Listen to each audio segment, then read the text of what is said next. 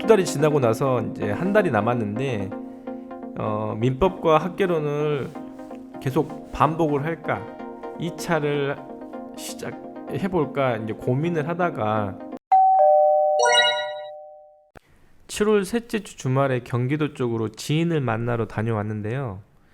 그 다음 주 수요일쯤 코로나 확진자와 접촉되었다고 문자를 받았어요. 그래서 코로나 검사를 받고 오후에 바로 자가격리가 되더라고요. 처음에는 쉰다는 생각에 너무 좋았는데 2, 3일 지나니까 낮과밤이 바뀌기 시작하고 요일 감각도 없어지고 힘들더라고요. 근데 때마침 부동산에서 연락이 왔는데 5월 28일 날 부동산 한 건을 매도를 했거든요. 근데 그 매도 한 건에 대한 재산세가 양수인 앞으로 납부고지 된 거예요.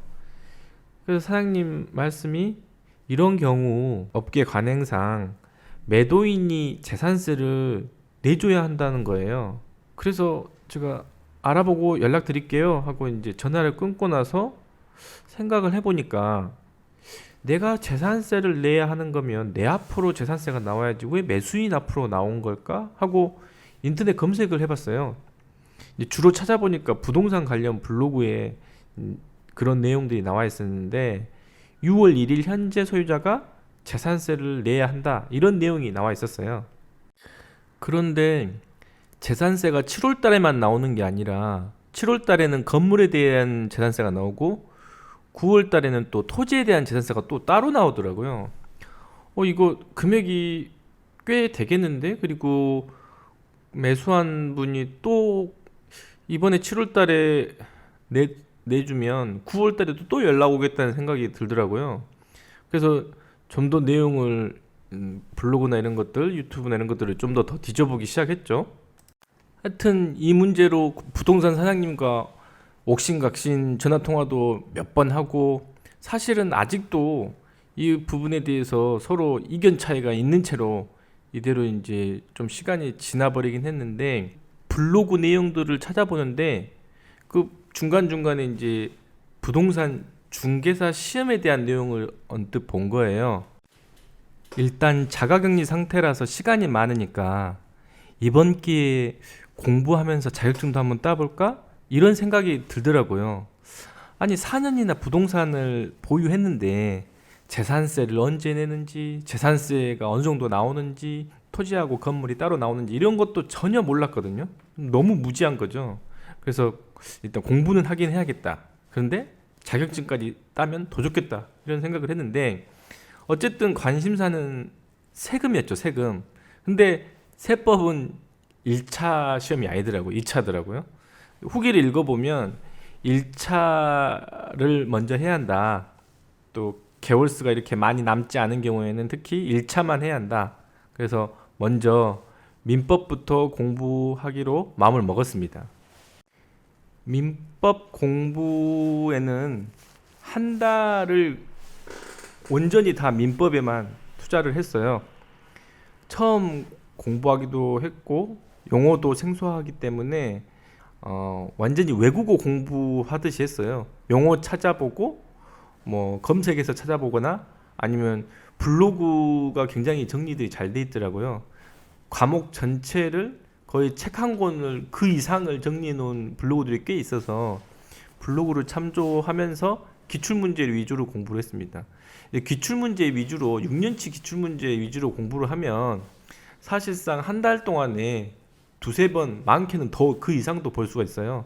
여러 번 반복해서 볼 수는 있지만 이제 깊이는 얇죠. 내용을 조금만 들어도 이해를 못하고 거의 이제 기출 문제만 외우는 수준으로 본 겁니다. 그렇게 이제 한 달을 보고 나서 다시 한 달은 민법은 계속적으로 어느 정도 일정 양을 반복해주면서 부동산학 개론을 공부하기 시작했습니다. 그리고 이제 2달이 지났죠. 2달이 지나고 나서 이제 한 달이 남았는데 민법과 학개론을 계속 반복을 할까 2차를 시작해 볼까 이제 고민을 하다가 관심사가 세법에 있다 보니까 2차 공부를 하고 싶은 거예요. 근데 후기를 읽어보면 이제 공시세법이 중심이 아니라 중개사법과 공법이 2차에 이제 중심으로 나와 있어서 그걸 먼저 봐야 한다고 해서 그쪽을 손을 댔는데 이게 한 달 동안에 볼 수 있는 내용이 아닌 거예요. 후회를 하기 시작했죠. 괜히 손댔나? 다시 1차만 할까? 이렇게 생각하다가 올해는 시험을 본다는 데 의의를 두자는 생각에 그냥 공부를 하기 시작했습니다. 근데 너무 힘들었죠. 한 달 동안에 중개사법과 공법과 나머지 공시세법을 공부하려니까 실제로 마지막 공시세법들은 뭐 하루 이틀 사이에 유튜브에 올라와 있는 무료 기본 강의를 듣다가 쓰러지고 그랬는데 어쨌든 무리를 해서 1, 2차를 전부 다 준비를 했습니다. 2차 과목에 거의 이제 한 달 동안 올인하다 보니까 민법이나 학개론이 불안해지는 거예요. 그래도 날마다 한 30분 정도씩은 각각 30분 정도씩은 민법과 학개론을 계속 눈에 익히려고 노력은 했는데도 2차 보면 1차가 불안하고 1차 보고 있으면 빨리 2차 봐야 하는데 이런 생각 때문에 이제 불안감이 항상 이게 존재하더라고요.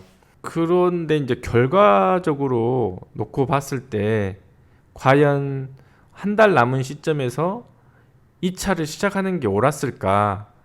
점수만 놓고 보면 잘못된 선택이었어요. 점수만 놓고 보면 지금 한 문제가 부족해서 현재 가채점 상태에서는 불합격 상태인데 만약에 한 달을 온전히 1차에만 할애를 했다면 이거보다는 좀 더 좋지 않았을까? 이런 생각을 하긴 합니다.